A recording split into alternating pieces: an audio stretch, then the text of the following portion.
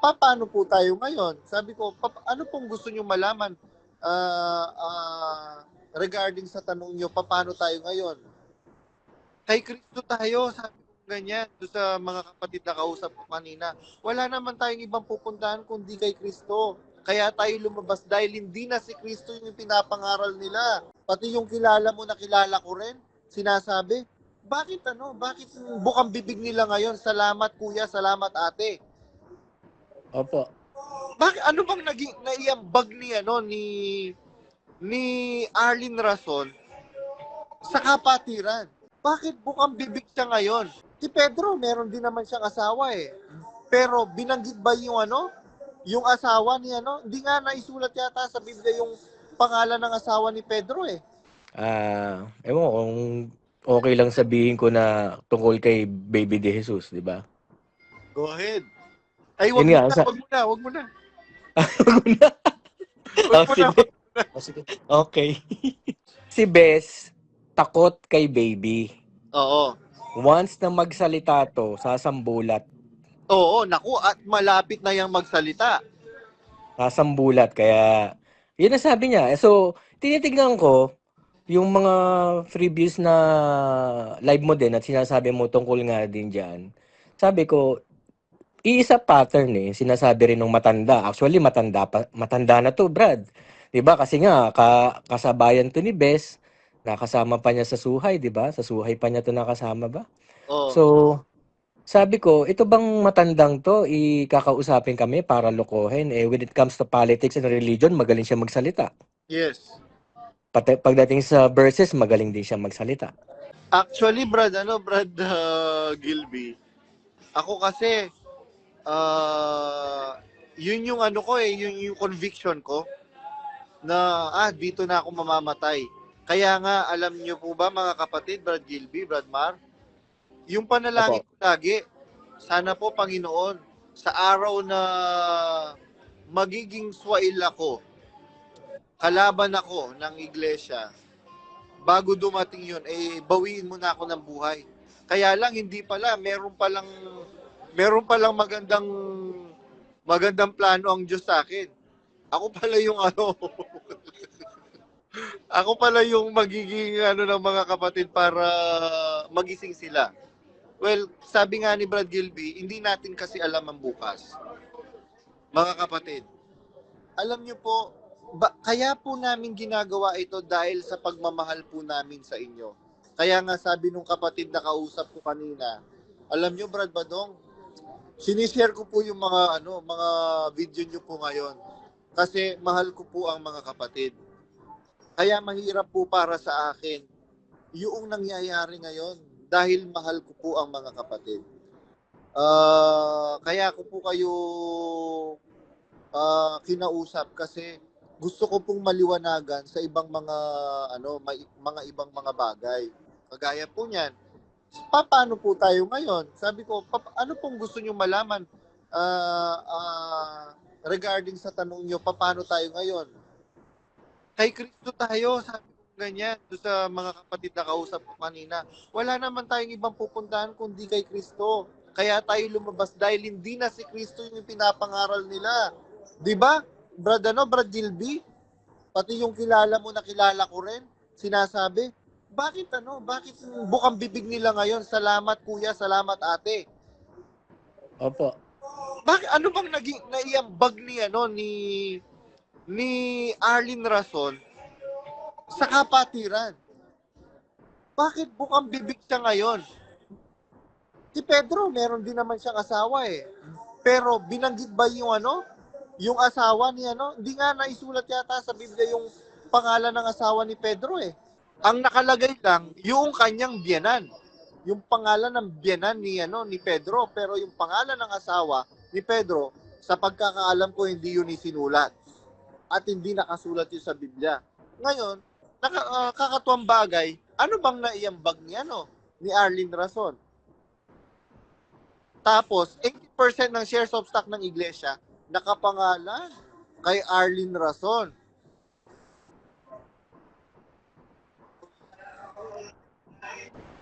Opo, maraming sinabi nga yan yung kausap namin, Kaya nga nung last time na sumampa sa'yo dito, kailan ba yon? Si Alvin, di ba, kausap mo? Oo.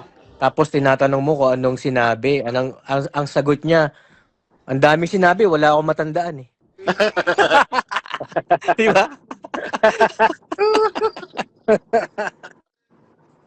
Di, totoo naman. Kasi marami siyang sinabi. Totoo, meron nga siyang sinabi dyan na, ewan ko kung okay lang sabihin ko na tungkol kay Baby De Jesus, di ba? Go ahead. Ay, Yun wag mo nga, na, wag mo na, wag mo na. wag na. Wag Oh, mo na. sige. Oh, sige. Okay. Ayun, yun lang. Basta marami siyang sinabi.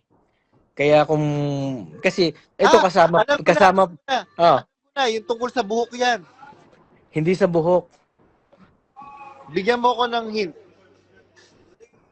Si Bess, di ba kasama ni Baby noong pa man sa suhay. Sa suhay.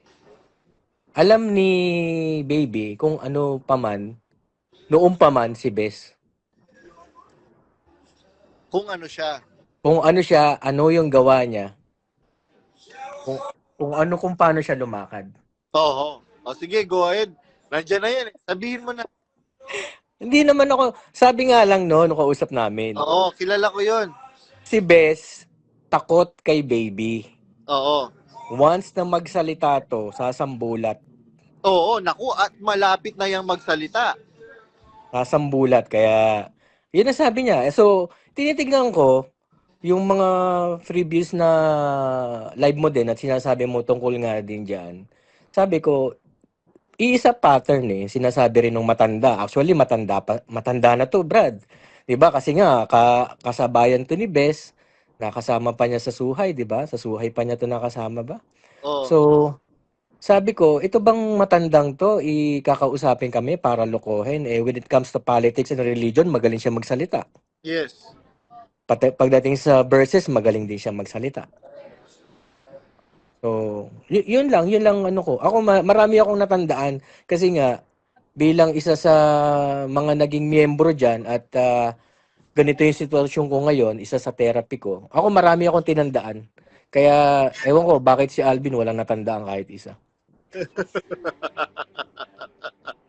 Actually, regarding dyan, doon sa sinabi mo, regarding kay Sis Baby De Jesus, hindi kasi alam ni Sis Baby De Jesus na ang tingin sa kanya ng royal family ay linta. Ayan, Sis Baby. Alam mo yan, Sis Baby De Jesus, ate. At ang mensahe mo sa akin, ang huling chat mo sa akin, kapatid kong minamahal, kabisado ko sa uladong ko, yung message sa akin ni ate, Sis Baby De Jesus.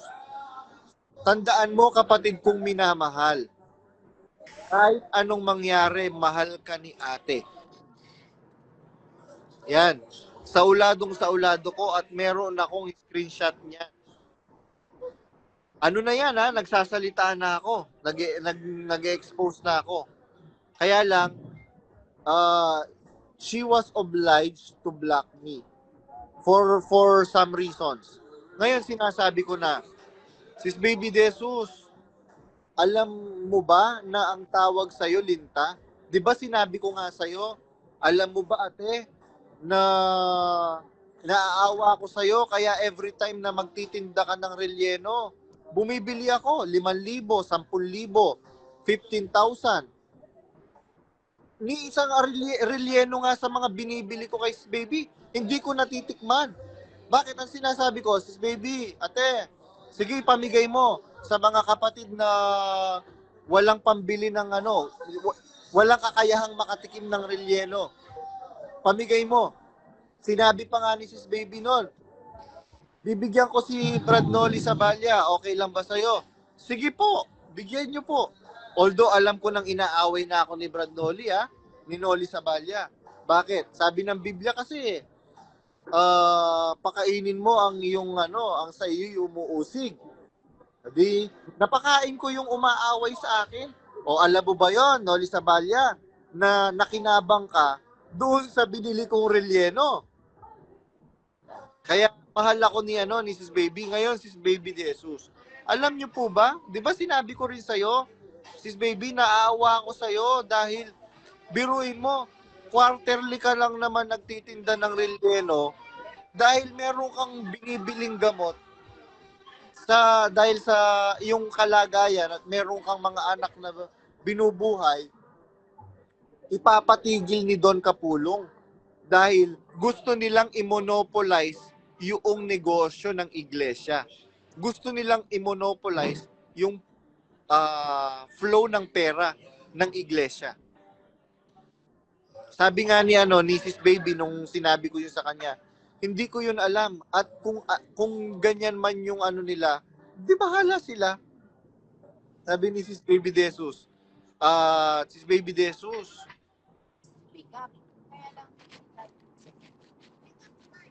hanggang kailan ka magiging kagaya ng ginagawa nila Brad Josel, Brad Sani, tsaka ni Brad Rodel na maging kasangkapan ng kalikuan. Sis Baby, kakapiranggot na lang ang buhay mo. Sana magamit mo ang nalalabi mong buhay sa tama, Sis Baby De Jesus.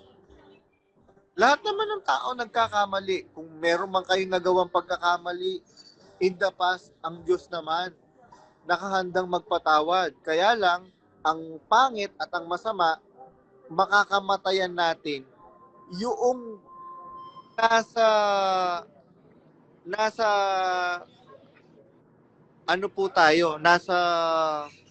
gitna tayo ng kasamaan at kasangkapan tayo ng kasamaan. Sis Baby De Jesus. Yan Kaya pala alam mo naman pala.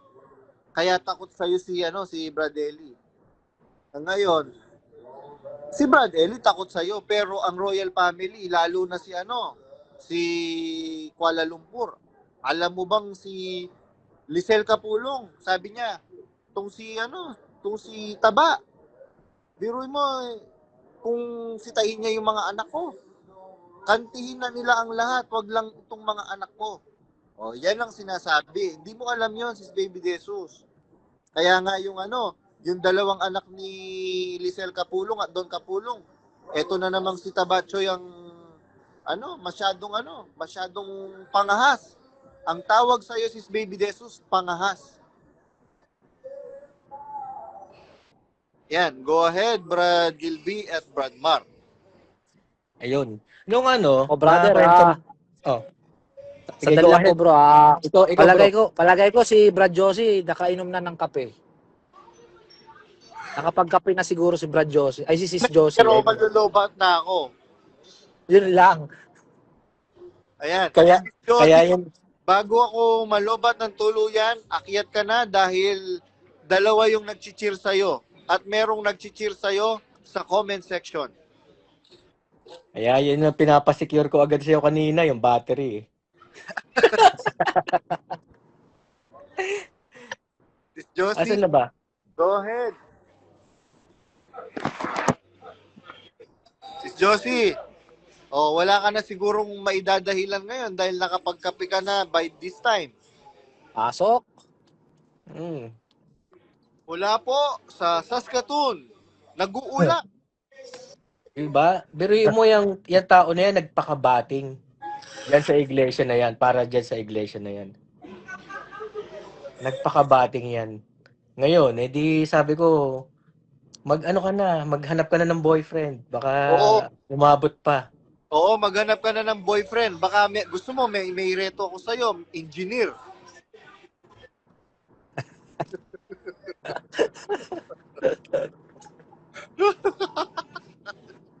Ba't ba nung nasabi mo na okay lang nabigyan ng relyeno si Noli Sabaya kahit inaaway ka. So nung magkakasama tayo sa House of Chicken noon, kumakain kami noon eh. Andun ka noon, di ba? Nandun din si Noli, di ba? Okay kayo noon. Hindi, magkaaway na kami noon. Oo. Pero wala kayong naramdaman, wala rin naman ako sinasabi, di ba? Wala.